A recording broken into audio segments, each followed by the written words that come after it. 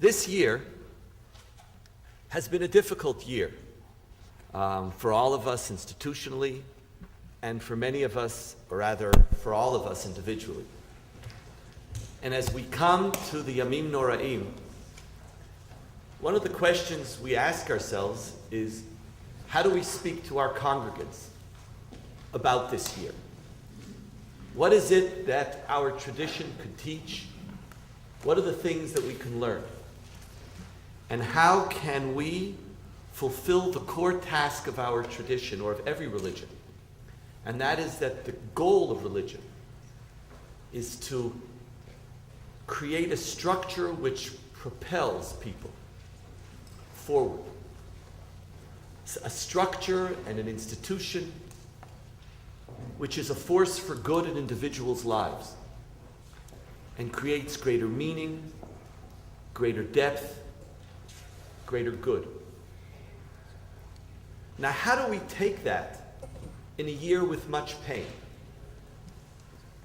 What is the lesson that we want to learn in a year where fundamentally what we've all begun to experience or re-experience over and again is the frailty of our reality? One of the fundamental myths of Western society, you don't have it as much in Eastern society, you don't have it as much in Africa, but one of the great myths of Western society is that it's the myth of stability. I apologize. I'm not sure whether living in this earthquake zone, what that does too. So maybe you're like way ahead of, what does it mean to build a house? But we'll forget about that. But if you think about it, how much of Western society is premised on the notion that we are delivering stability?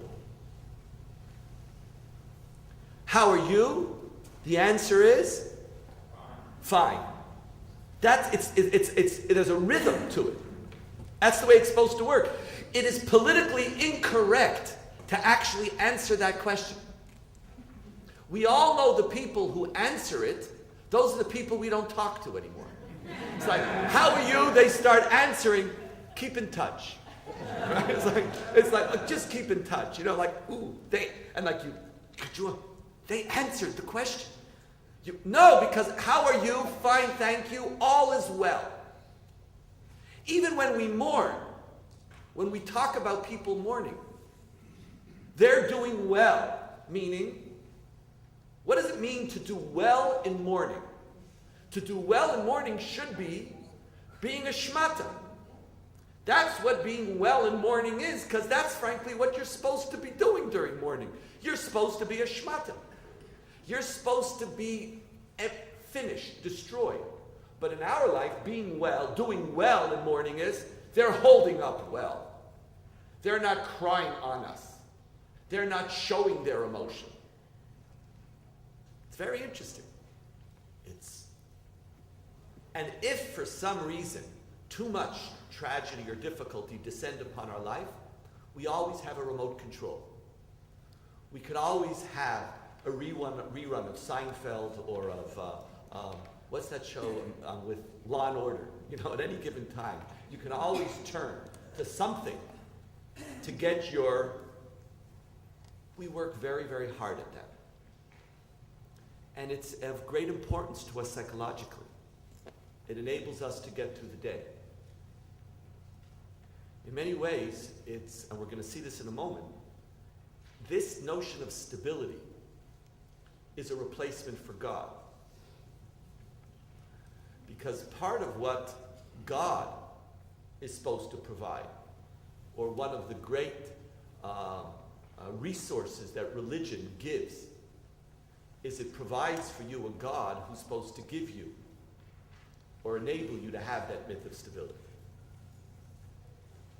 But you can create that myth through a language and through a psychological propensity to look at the world and to block out that which doesn't serve that stability.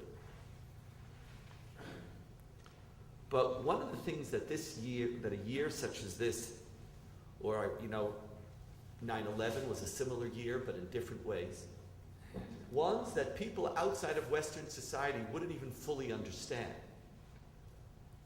Because throughout the world there are people who truly aren't sure that they're actually going to wake up in the morning, or that their children aren't going to be killed, or that they're not going to be raped, or that someone they don't know. The amount of chaos that is prevalent is quite profound. But in our society, and it doesn't matter. It's like you remember when we were growing up. I don't know. I'm aging, but when you didn't finish what was on your plate, and you say, "What would the kids in Biafra say?" You know what I mean? It's like it doesn't matter relatively how difficult our tragedies or difficulties are. Your congregants, all of us, within whatever structure of stability or golden palace we live in, there is a feeling that the earth has literally moved. And what we could assume about our lives, what we have spent many years doing, whether assuming that was our savings accounts, or our retirement accounts, or our children's tuition, or the fact that if I just pay the right amount of money to send my kid to the right school, they will get to the right school, which will then get them to the right job, and they will be on the path to eternal bliss of the myth of stability, which we spend a tremendous amount of time trying to work on. All of that is being seriously questioned. And there's also a lot of pain. Now, what do we do when we experience that pain? How do we respond? There is within our tradition two very different models of response. One, which is a classic response, which tries to reintroduce God into a world without stability. And the other, while it's not juxtaposed, it doesn't remove God, does not see the primary message of instability as an opportunity to turn to God, but rather as an opportunity to turn to yourself to change your life. And I would like to outline, and through a number of sources, look at these two very, very different responses. Both of them coming from the same text and then going to Genesis as well. You can all please turn to page 1.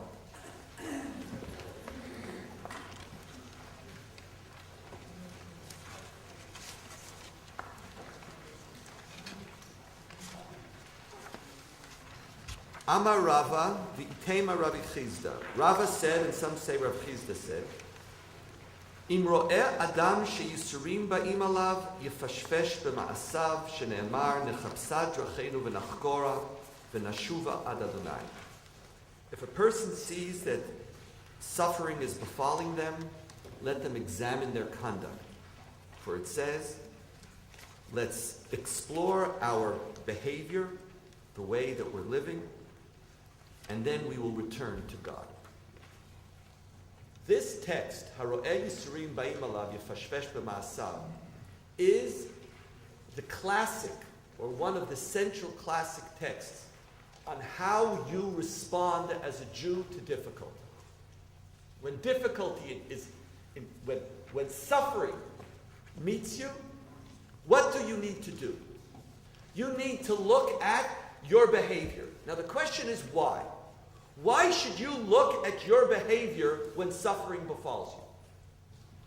What is the correlation?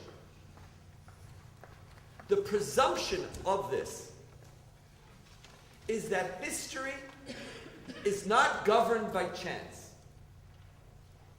but rather history is governed by God.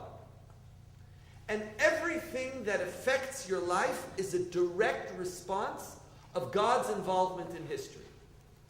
You get to impact and influence God through your behavior. And if something bad or evil befalls you, It's not a chance. It's because there is something wrong that you have done. And suffering is an opportunity for you, or it is a message. It's an SMS from God. Something's wrong. Now, one of the interesting things about it is that God doesn't give you too much details. That would be too easy. Here it is. You have this. This is the direct response for that. Fix this. That would be too simple. Nor would religions ever do that, because we don't like any beliefs of ours to be falsifiable. No religion, you can't do that. So what you need to do is, something's wrong, get to work. And the agenda of getting to work is to get your life back in sync with God. Because God is the direct cause of your suffering, but more accurately, you are the direct cause of your suffering. You have caused it through misappropriate behavior. Get rid of the behavior, and you'll get rid of the suffering. This picture of how you respond to suffering is one that is very, very predominant in all religious culture. It also has a particular interesting feature in that it is preponderant in the way we interpret other people's suffering. In other words, religion, and this is a specialty. Very often, people of faith explain other people's suffering as a sign of God. Thus, in our various religious traditions, arm wrestles over the years, we interpreted, and in fact, God helps those who help themselves, meaning, if I could cause you to suffer, then I am giving further indication of the fact that God doesn't like you. It's like there's sort of it's the Salem, the witch test, but it had a different version. It wasn't, I'm going to dunk you, and if you drown, then you were you weren't a witch, and if you no, I have a different system. I'm going to cause you to suffer, and if you suffer, then in fact that's an indication that God doesn't love you, and that's part of being, being in the army of God. And religions respond that way. And we're also very generous in interpreting and in identifying other people's failures which cause God to feel discomfort with them. This text doesn't do that. This text doesn't say, Haro'eh Yisurim ba'im al chavercha. It says, Haro'eh Yisurim ba'im alav yifash. It's a private. At least it's devoid of that smelly, obnoxious quality. It's not a vision of the world necessarily of your, but here it is. Look, this is, you have a personal business with God that you have to rectify. Work on it. Now, this notion of how we have to look at history begins and is founded on Genesis chapter 2. It is Genesis chapter 2 which introduces this notion and this expectation. Let's turn for a moment.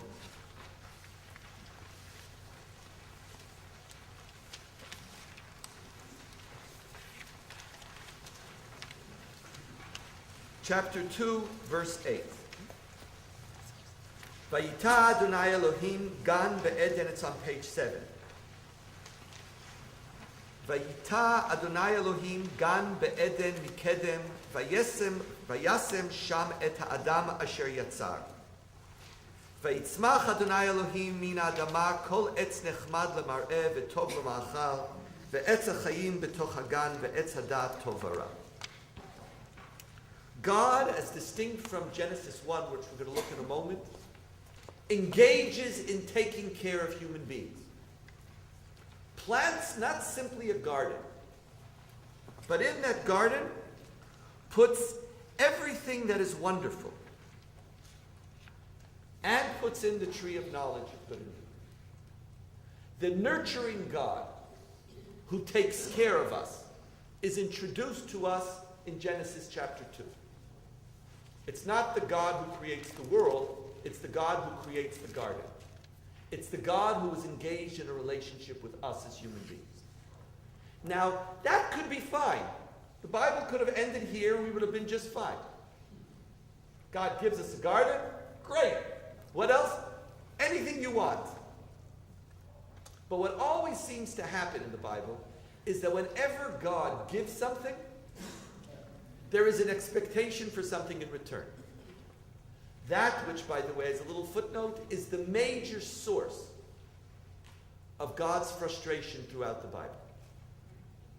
God never stops expecting. And God always believes that if I, God, give, I'm going to get something in return. And throughout the Bible, God repeats this fundamental mistake over and over and over, and never gets the message. Never gets it. It's like someone should say, like, it's like, it's like I remember once when I was when I was in high school, I was dating a girl who stopped loving me before I stopped loving her. That was sort of that's a nice way of saying she broke up with me. And I kept on calling, and she wasn't returning the calls, and I would have probably to this day would have probably still been calling until, thank God, my older sister Tova says, "Donniel, get the message." It's like I wish like someone would have said to God somewhere around Genesis 12. It's like, get the message. It's not the way it works. You know what I mean? It's like someone just had to wake you up and say, just come up with a new equation. It's like there should be another way to do this. God, no. Throughout the thing is constantly, and the whole prophets are God kvetching about all the things that I did as if, but we've already know you can't buy love, but God wants it. I'm going to give you the garden, and I'm going to give you everything in that garden. That's great. We now have the gift. But immediately after the gift, we get the second notion, which serves as a foundational principle for the way we understand God's, or the way some people understand God's relationship to the world. Vayikach Adonai Elohim on verse 15. Vayikach Adonai Elohim et ha'adam vayinichehu began Eden le'ovdao le'shamra.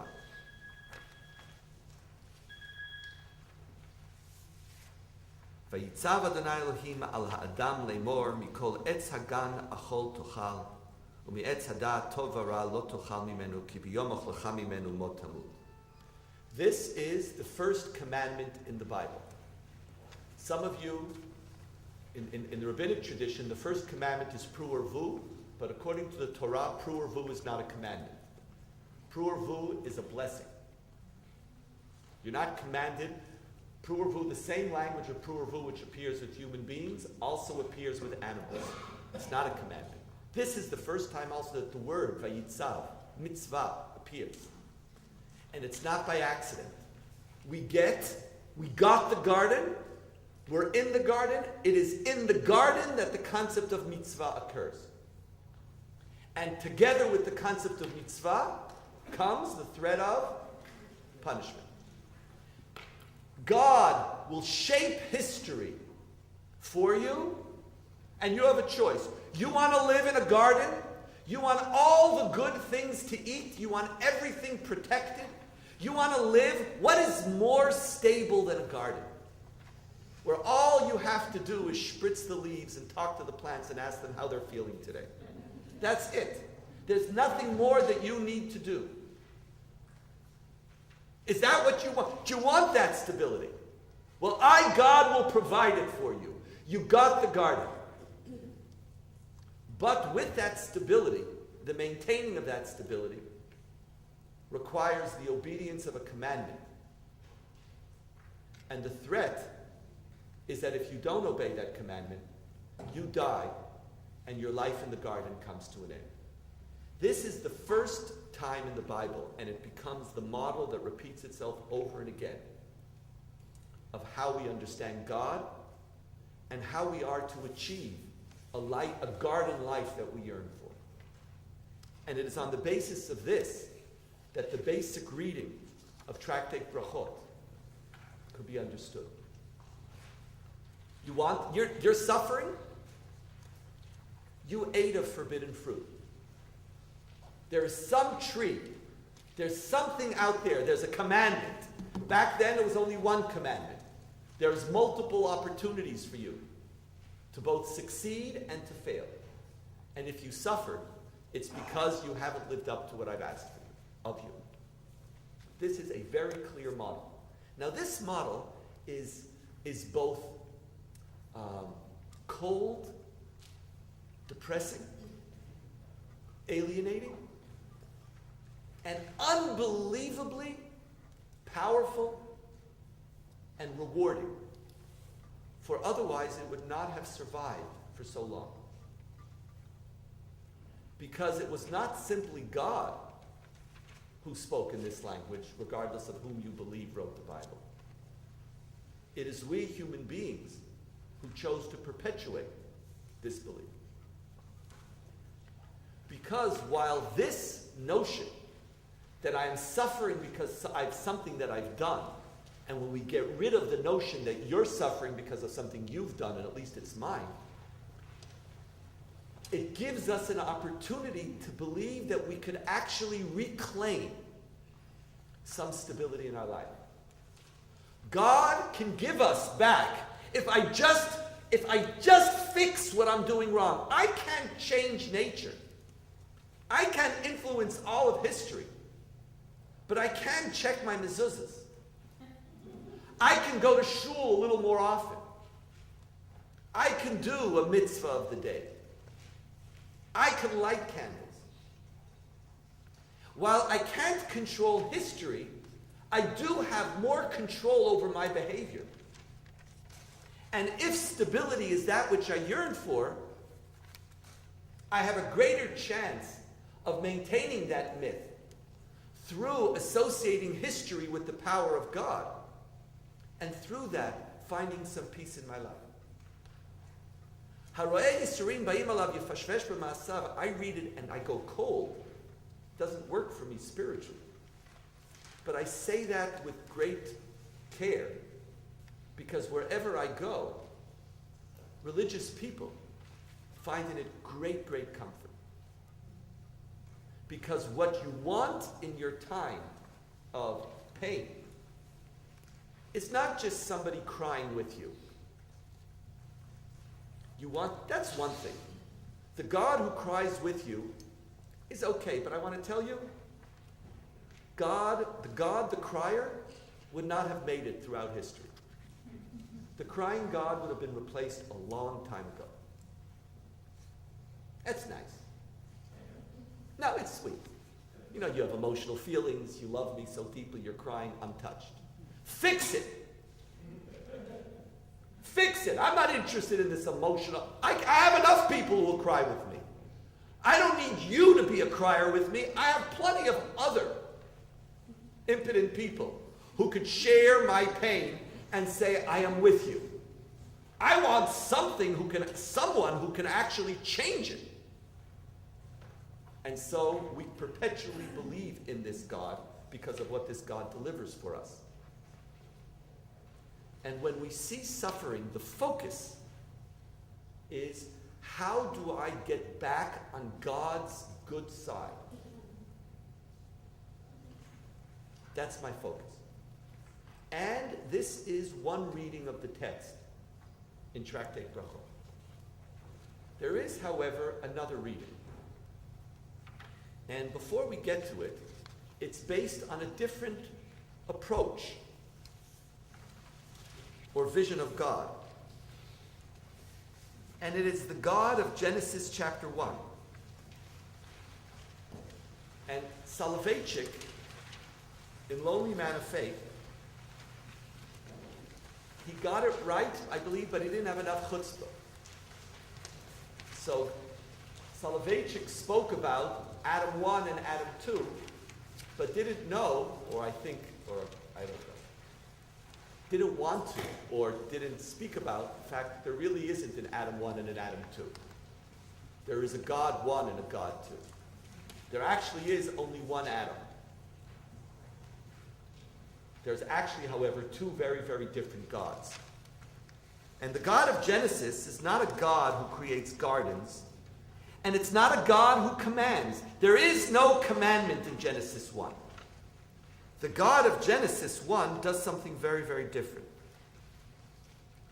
God, after creating the world, on verse 26, says, Vayomer Elohim na'aseh Adam b'tzalmeinu kidmutenu, vayerdu b'dagat hayam u'ba'of hashamayim u'b'bahima u'b'chol ha'aretz u'b'chol haremes haromes al ha'aretz. God says, let us make man in our image, after our likeness, and they shall rule the world. Everything that exists on earth. Now this verse, it was only a few years ago that I discovered how strange this verse is. What's God doing here? God is creating us to be the rulers of the world. But I thought that was your job. I thought you're the ruler. You're the one who I'm the one who has to not eat of the tree. That's my job. Your job is to rule. Genesis chapter 1, however, has a very different theology. Genesis chapter 1 has a theology of a God who replaces God's self through the human being as the master of the world. And how does God replace God's self? What's the way in which you replace yourself? You look for somebody, what? When you are the head of the search committee for your replacement, what do you look for? Someone just like, because who else could do the job? You know, it's like, of course, no one else could do the job like me. So what do I want? I want someone just like me. Now, if you could do God's stuff, what you'd be able to do is you wouldn't have to have a search firm. You just create it. And so what does God do? God creates human beings in God's image. That's why God creates us in God's image.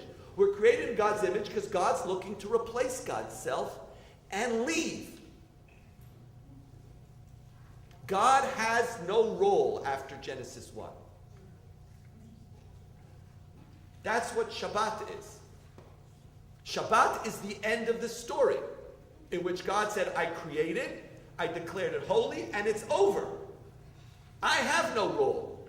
There is no relationship. Who is the ruler of the world? You. What's going to happen in this world depends on you. I'm not here. There are no gardens. It's your world. And you've replaced me. And there is, now, I don't want to go, because I want to focus more on the issue of responding to difficulty, but it has, there are these two very, very polar theologies, which understand that on one hand, the notion of God requires the concept of radical transcendence. And without the notion of radical transcendence, it doesn't really make sense. That the essence of God, as this being this one God, is not simply one in number, but it's one who is miyuchad. The radical otherness of God doesn't really fully allow God to be walking in our midst.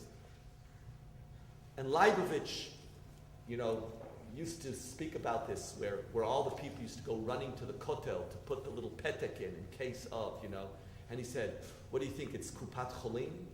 What do you think? It's like this is like the new line for. It's like he looked at it. This is God. It's like, it's small. This is like, what are you doing? God's God. You really think that the type of God, my tush hurts. Could you please deliver? Like, what are you talking about? Like, who are you actually talking to? Do you fully understand what it means to have God in your life? To have God in your life means to have something or a being which is completely and radically other. Aristotle understood it fully well.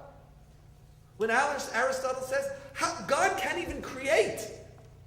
Because God is so radically other. To even be involved in your life is a sign of diminishing of God's perfection.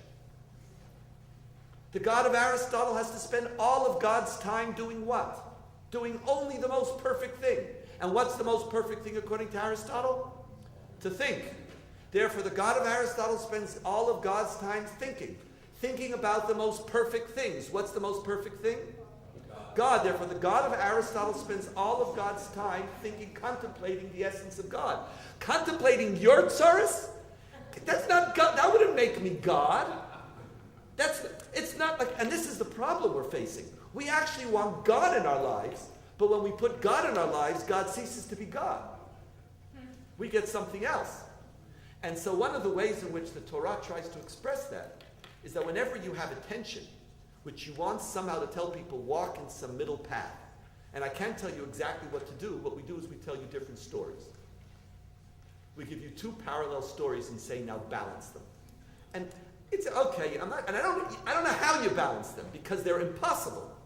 Because on the one hand, we actually want the God of transcendence, and on the other hand, the God of Aristotle is irrelevant. I only want the God of transcendence because that God knows how to plant a nice garden. So I'm stuck in this ambivalence.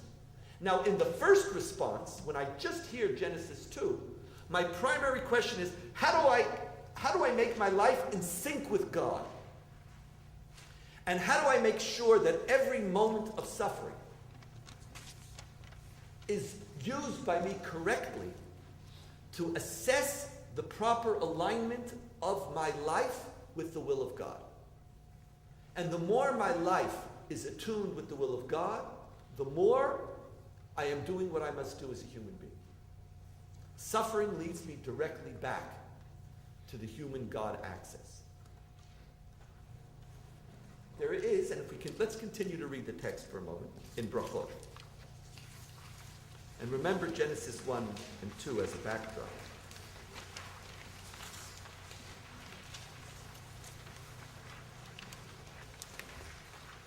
Pishpesh v'lo matzah,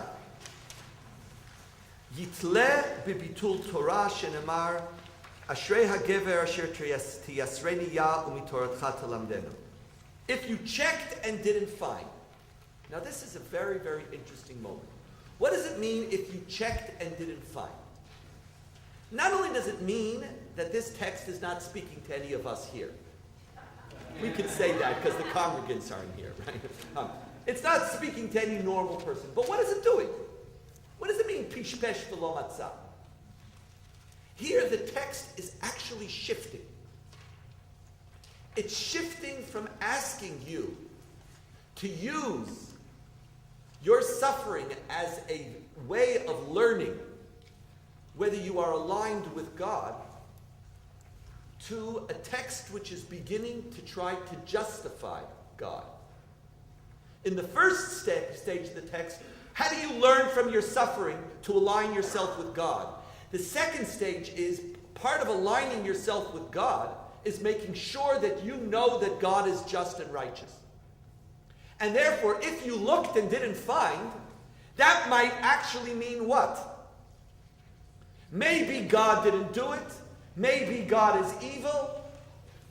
If I'm supposed to be aligned with God, how do I make sure that God comes out fine in this equation? That in my search for this stability, in this type of relationship, how do I make sure that my expectations don't actually undermine the relationship itself? So if pishpesh v'lo matzah, know that it's because of the study of Torah. Now what's wrong with this answer? This answer is a wrong answer. Why is it a wrong answer? What do you mean, yitleh bebitul Torah? When are you supposed to, when do you fulfill the commandment of the study of Torah? You can't. How much are we supposed to study? Day and night. Hagita bo yomam v'layla. You know, the rabbis ask, there's this famous Gemara where they ask, can we study Greek philosophy? And they say, sure. Just find a time that's neither day nor night and knock yourself out. Go for it. So actually, someone was a chachmalog and said, it's ben hashmashot. It's like, it's like for those of you who are in yeshiva, it's like your seder b'kiyut. It's like you can shtibble, it's like you have your little whatever. That's it. But how could I be punished for that? How could I realign myself for that which I could never fulfill? How is this something that I'm supposed to operate? But here the text, maybe it's to say, strive more. Try to correct more. You never could be whom God wants you to be.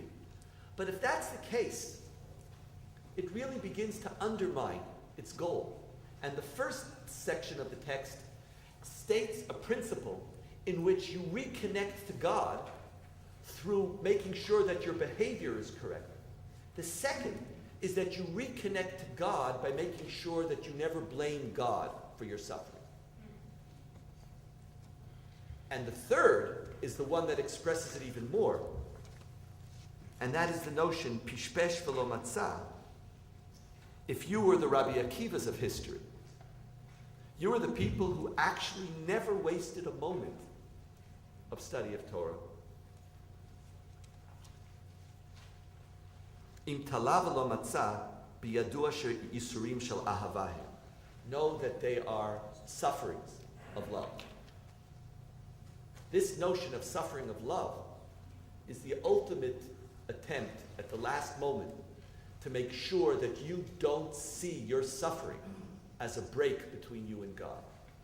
Because when you create the expectation that God is the source to overcome instability, and that God's role is to deliver stability, you are creating the foundation of disappointment.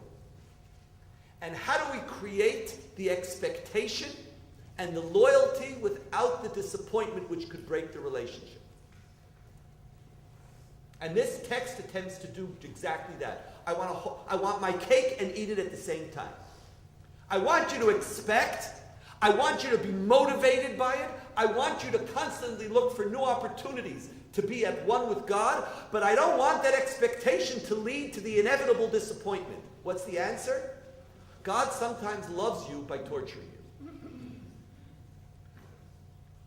And therefore, if God loves you by making you suffer, the one thing you never have is you never have suffering is either the result of the fact that God didn't do it, or suffering is not necessarily the result of God's rejection of you.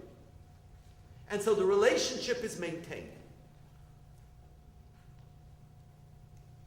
And most of us will stop at the first level. Most of us will never go beyond, will never hit pishpesh v'lo matzah. And as long as most people will never hit a pishpesh v'lo matzah, we're okay. But we'll know somebody who did. And we'll need to resolve that, and that's what the next two stages are for. There is, however, a very different reading of this text, which is not the reading that I'm even quite certain that at least at this stage, later on I believe, yes, that at this stage, the reading that I'm going to offer, I don't think was the intent of the author. But one of the nice things about authors who aren't alive, finish the sentence. It's mine now. It's my Torah. How could I read Pishpesh? How could I read Harei Yisurim Ba'im Alav Yifashpesh B'Masa? The other way of reading it is not as a Genesis 2 person, but as a Genesis 1 God. In which Harei Yisurim Ba'im Alav Yifashpesh B'Masa, that one of the most critical junctures that every person faces in their life is, what do you do when you encounter suffering? Do you blame? Do you pray? Or do you use your suffering as an opportunity to change your life? Do you use your suffering as an opportunity to grow? Don't waste your time on being angry. Don't waste your time on being depressed. We don't have that luxury. If you actually are fortunate enough to be in a moment where your life is turned upside down, you actually have a moment to grow. One of the greatest problems we face as human beings is not simply our need for stability, but our celebration of the status quo. The celebration of the status quo which is in our lives at every moment. One in which we fundamentally define or fail a core obligation of moral life. And that is the distinction between is and ought. A life in which is determined or defined as ought is by definition a life of mediocrity. Moral life begins when ought is recognized as that which is very, very different than that which is. And that the goal of a human being is to constantly try to explore who they are and to ask themselves who they ought to be. And never to assume that who I am is who I ought to be. Whenever you are so self-satisfied that you see yourself as the embodiment of everything, that is the essence of the idolatry of self. And that is the greatest moral mediocrity that you could achieve. What's the greatness of suffering? The greatness of crisis is that it gives you the opportunity to get out of your status quo. It gives you the opportunity to actually look at your life and to say, who am I? And in our normal life, we never do it. We never, ever do it. Very rarely. And by the way, that's one of the reasons why Rosh Hashanah and Yom Kippur are such a colossal failure. I see your frown, your face. What does he mean by that? I would expect, after Rosh Hashanah and Yom Kippur, or I'm sure you expect, after Rosh Hashanah and Yom Kippur, to have a completely different congregation. Who changes? What is Rosh Hashanah and Yom Kippur supposed to be? These are supposed to be times when we say, what are the new things that I want to do in my life? What are the things that I have done which aren't worthy of me? What are the things that I ought to become? What do you think Rosh Hashanah and Yom Kippur is about? It's about change. How much change comes from Rosh Hashanah and Yom Kippur? Very, very little. And one of the reasons why is because we are trying to do tshuva within the comfort of stability and status quo. And you can't do tshuva within that comfort zone. Let's turn to Hilchot Tshuva of the Rambam for a moment.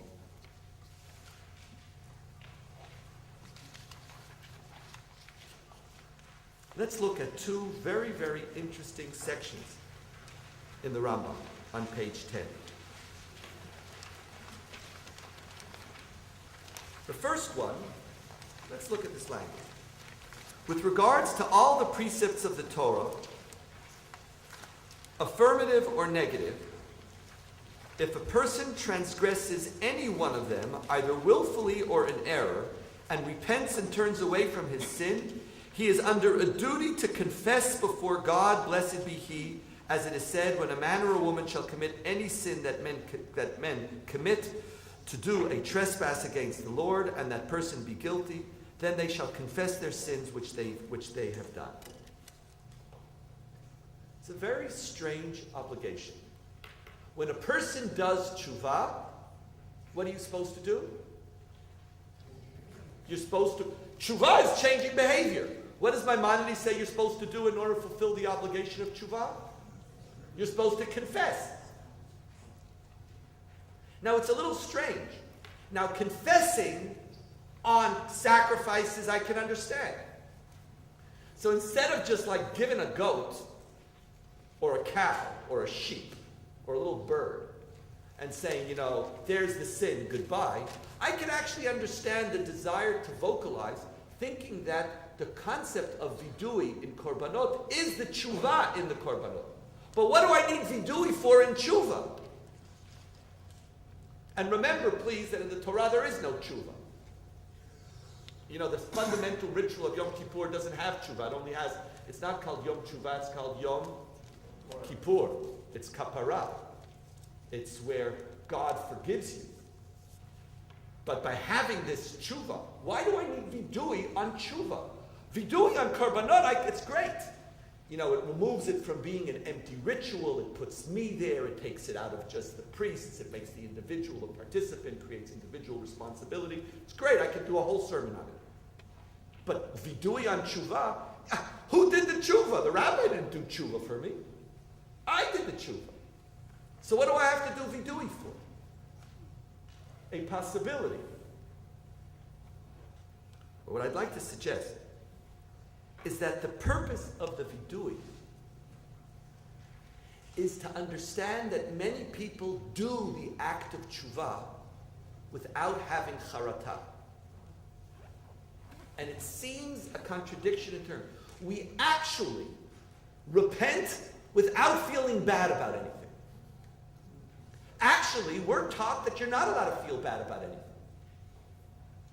We're taught that no one's allowed to make you feel bad about anything. That even when you fail, it's not good that you feel bad about it. It was your mother's fault, your father's fault. You are okay. You're fine.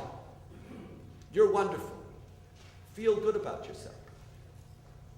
Maimonides says you don't do tshuva unless you recognize and confront the fact that there's something wrong in your life. What do you say? The penitent must say, I beseech thee, O Lord, I have sinned, I have acted perversely, I have transgressed before thee, I have done thus, and lo, I repent and am ashamed of my deeds, and I will never do this again. This constitutes the essence of confession. We can go to shul from now for decades. We could say al chet and pound away. You can hear it, it's like rings. And we can even mean it where we're in shul. It's not that we don't mean it. And you will do your jobs beautifully. And you do. You will create the scene and you'll create the environment, and the person at that moment is doing tshuva. But have they really looked at who they are? Are they willing to look at the status quo of their lives? That purpose of vidui is to break that. And only on that basis is tshuva possible.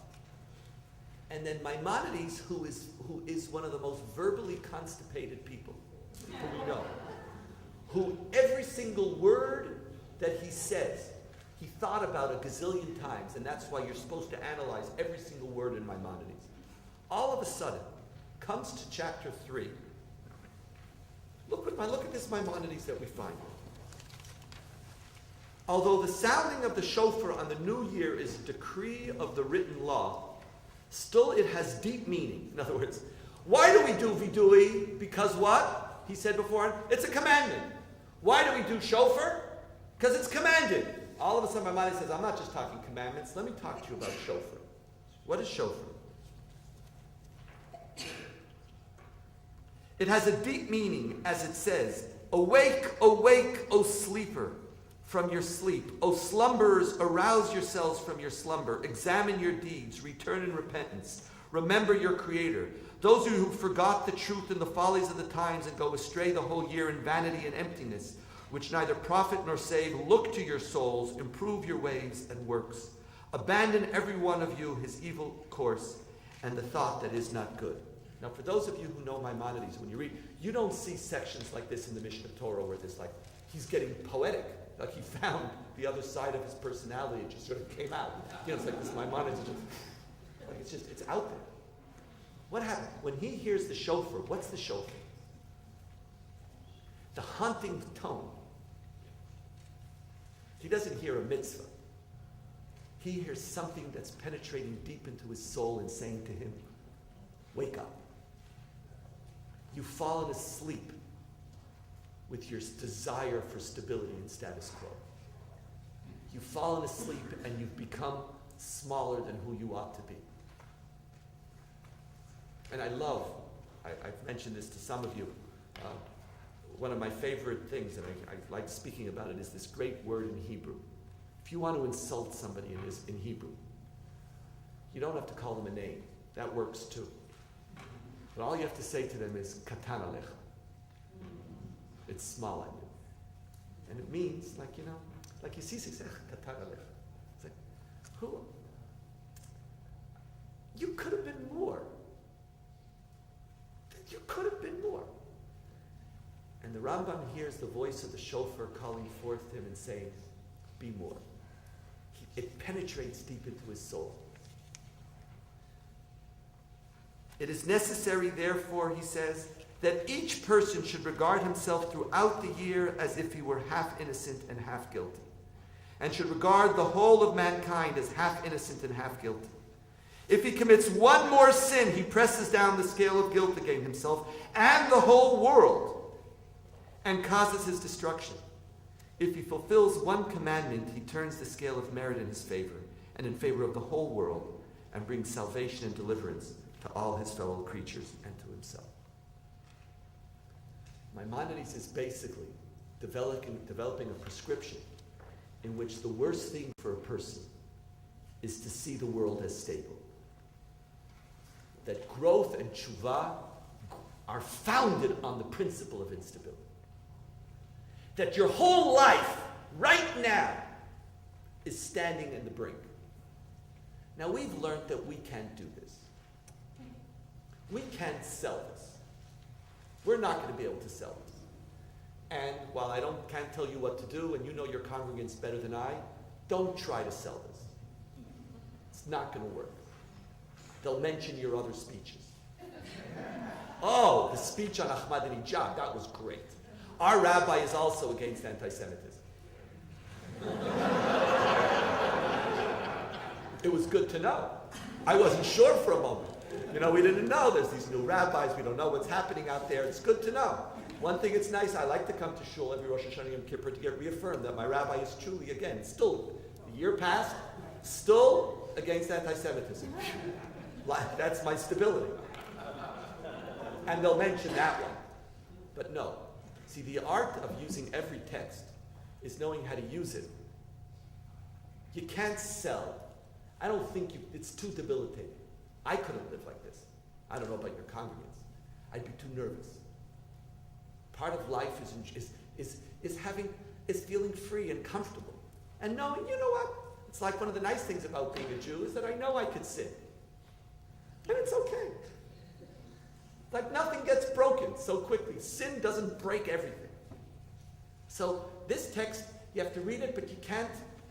Actually, sometimes when something is overstated, it's a great moment for education, because the congregant hears it, distances from it, and then you say, I'm distanced from it too. But then you can still use it. And you say, you can't use this. I know that this is not the way we want to live. We do need some stability. But we need a measure of that sense of danger. We need a measure of recognizing that it's not status quo that we yearn for. We need to remember, and here we come back to suffering, that if every single one of you looks in your life at who you are today, what's made you? When someone will ask you, what were the foundational, most influential moments of your life? What are the things that defined you as a human being and made you who you are? More often than not, it will be difficulties that you overcame. It'll be moments of challenge that redefined you and made you walk in one path and not in the next. And that all the energy, what a great paradox, all the energy that we spend trying to protect ourselves from difficulty is actually guaranteeing mediocrity. What a paradox. What, as parents, we spend all our lives trying to make sure that nothing will come close to touching our kids. And as your kids grow up and you see the first, danger, the first difficulty that they face, you go crazy. And then you see them standing. And you see them overcoming it. And you see them becoming somebody different. There's a whole group of people who've been coming to the Institute over the last number of years. You were my therapy group as I went through my son's military service. I needed a group to sort of cry on their shoulders. And some of you were there, I think it was 3 years ago. That's correct. 3 years ago, when we went into Lebanon for the second time, the first time my son's life was in danger. It was the first time. So you remember, it was to die, literally as a parent to die. He was still in his basic training, so he wouldn't go to Lebanon. It was his first checkpoint. He was thrown to do a checkpoint in West Bank, and he replaced soldiers who normally do it and who went up to Lebanon. And so it wasn't, the biggest crisis. I had to deal afterwards with much more, but it was my first one. Don't take it away from me. It was my trauma. I was trauma. And so you remember, but that first, my desire, I remember it was this crazy thing. I'm going. I'm 50, legally blind. I'm going. I'm going to be there. I'm going to stand with him on the checkpoint. Because they can hurt him. And on the checkpoint, he can't protect himself. He can't. There's nothing he can do. Anybody who wants to kill a soldier at a checkpoint could do it at will. Especially those. Nothing you could do. Anybody wants to come up, blow themselves, it's done. They can't get through, but they can get the soldier. And you say, oh my God. And I remember, because it was the first year of this RLI, and I was sitting there and sharing with you, and I remember thinking, what am I going to do? And 3 years later, I received a son who, he's not a man. He's a human being of different quality. Precisely because his Abba wasn't there, who couldn't have done any good anyway. But my other myth is that I could have done some good. He was challenged. He had pain. He suffered. He was frightened. And he overcame it. We as a community are at such a moment. And we have an opportunity this Rosh Hashanah and Yom Kippur to do something different. We actually could speak to people and challenge them and to say, we could spend all of our energy trying to reclaim the status quo, to get back into stability, or could we this year spend a moment not living always in this chaos, but a moment saying, who do we want to be? Has our community truly become what it ought to be? Are we everything that a Jewish community should be? Or have we created a community which in many ways is katan aleinu? That's the other interpretation of haro'eh yisurim ba'im alav yifashvesh b'ma'asav. If suffering befalls you, don't waste it. Don't worry. It's not God whose favor I want you to be in sync with so that God's power could realign your life or could correct your suffering. It's not solving the suffering. It's learning from it and growing from it. And if you continue to read on this text in Brachot, if we'll go back, and with that I'll conclude, and if there's any questions. Tanya Rabbi Shimon ben Yochai Omer, on page 1, where the Ot Zayin is.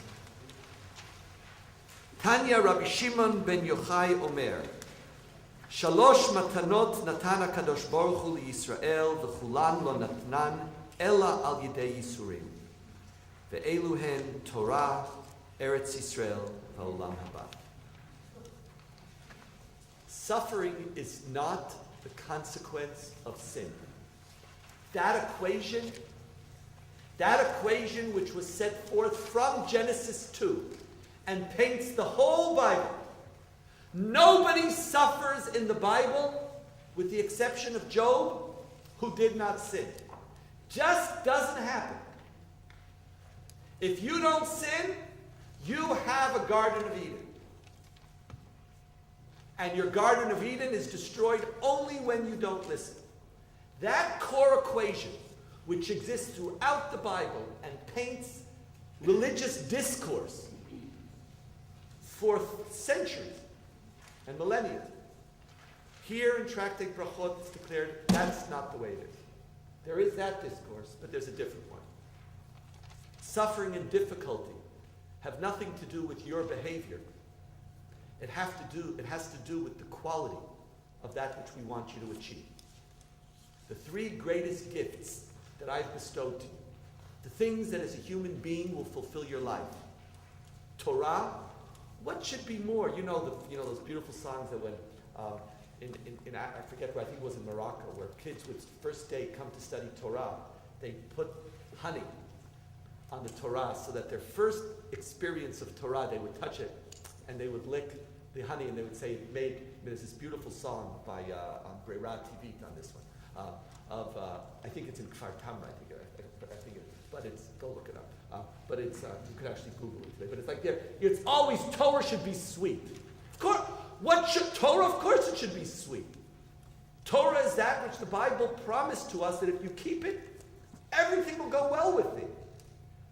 And the rabbis say, no. Torah, it's going to come with suffering. You're right. What's your new Garden of Eden? Eretz Yisrael, to live as a free people in your country.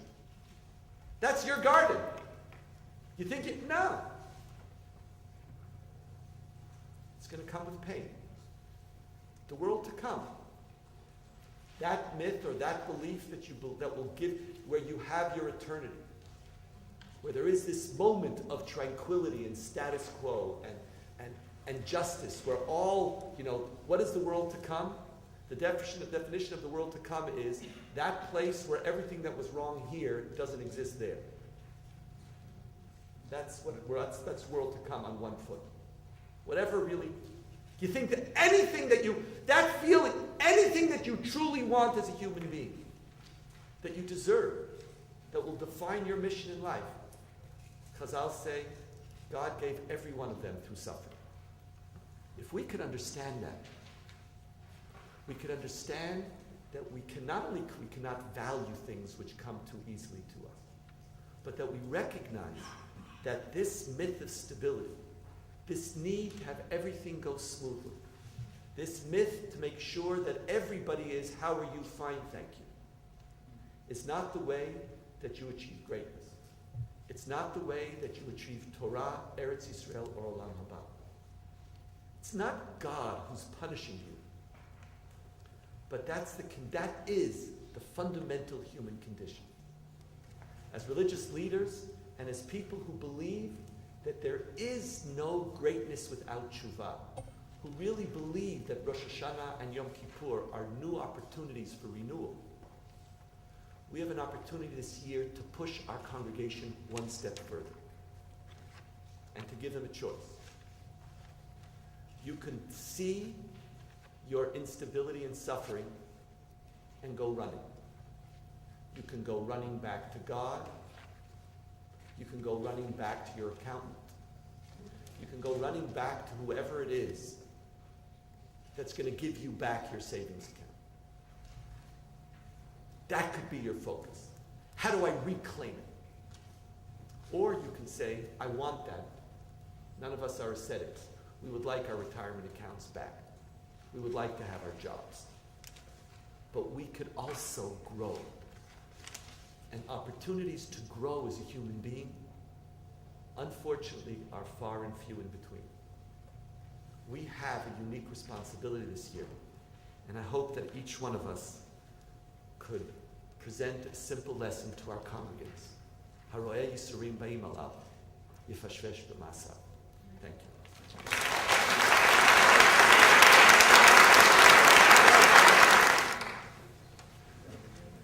I was told it's time for 2 questions. Yes, please. Thank you again for your beautiful teaching. My friends here that know me know that in some ways you describe my life. But had someone said this to me in the midst of the deepest pain, that this is an opportunity for growth, and 10 years or 15 years from now, you'll come out okay, and it's really God's plan in some sense, I would have found that enraging. There's something that you said that I didn't say. I didn't say what? I never said that. And you're right. Because that's the person who looks to somebody else and says, Haroeh Yisurim Ba'im Alav, He needs to lefashvet. He needs tshuva. That's, you have, people have done that with the Holocaust, They suffered in the Holocaust for, X. I didn't say that at all. I'm not talking about a plan. I'm talking about a form of spiritual advice which loves, nurtures, sympathizes, but also is able to push. Now, you have to realize, that's why this Rosh Hashanah Yom Kippur, I don't know if I would have recommended that you do this during your Christmas high holiday season. I don't know if that was the moment to give this speech. Because a few months have passed.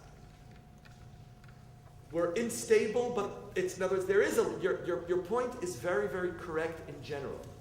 And that is that how you present this is extremely important. You don't present it as the judge.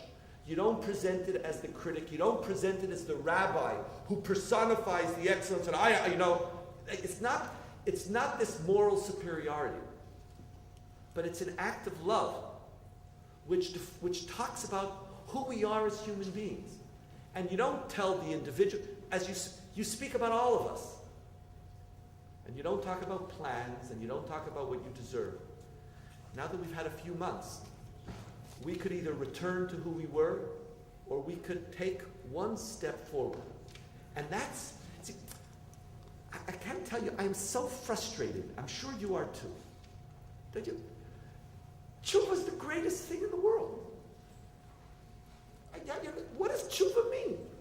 That we actually hope, we actually believe that people could do something. We actually believe that without that you're not going to be who you ought to be. There's this great gift that we have out there that we're wasting, and it kills you. We aren't as good as we should be. We're not. We are far more mediocre than we want to recognize. And Rosh Hashanah and Yom Kippur are the enemy of that mediocrity. And to be a Jew is to be the enemy of mediocrity. And how do we use, and your question is great, because it emphasizes, wasn't a question, it's more a comment and a correction to all of us. How you say this is of critical significance. Where largely focuses on chapter 1. What is the nature of God's role in dealing with suffering, and what is the role of prayer for your congregants at high holidays? Great question.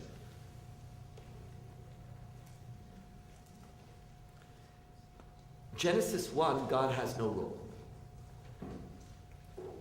And Genesis 1, prayer is shevach and not bakasha.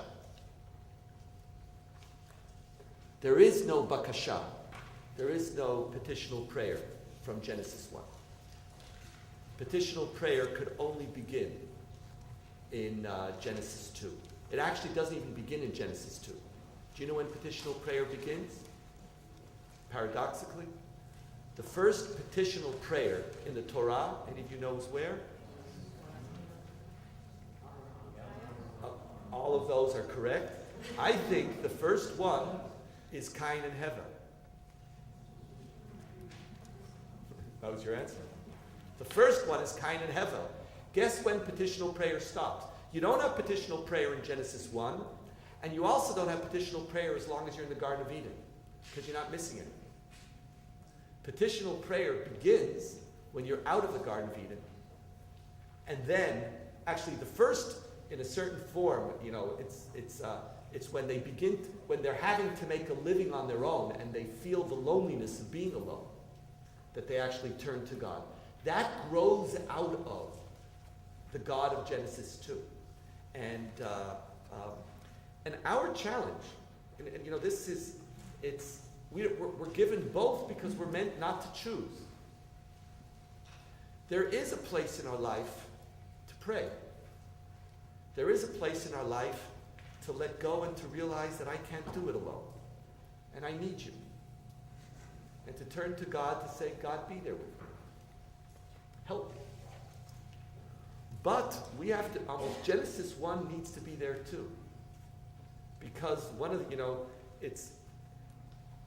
while we turn to pray, we also know that ultimately what will happen in this world is also dependent on us.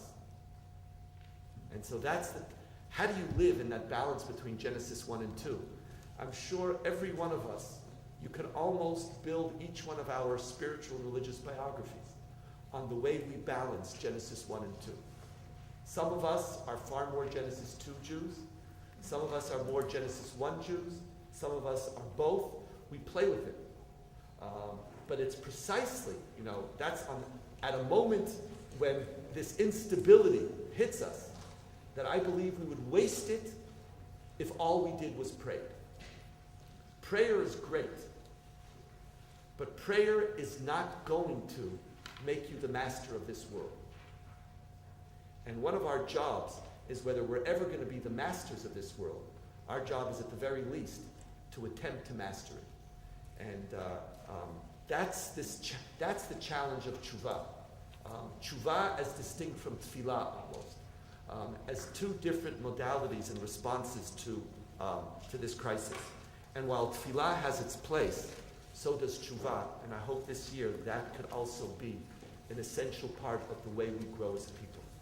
Thank you, and I look forward to seeing you.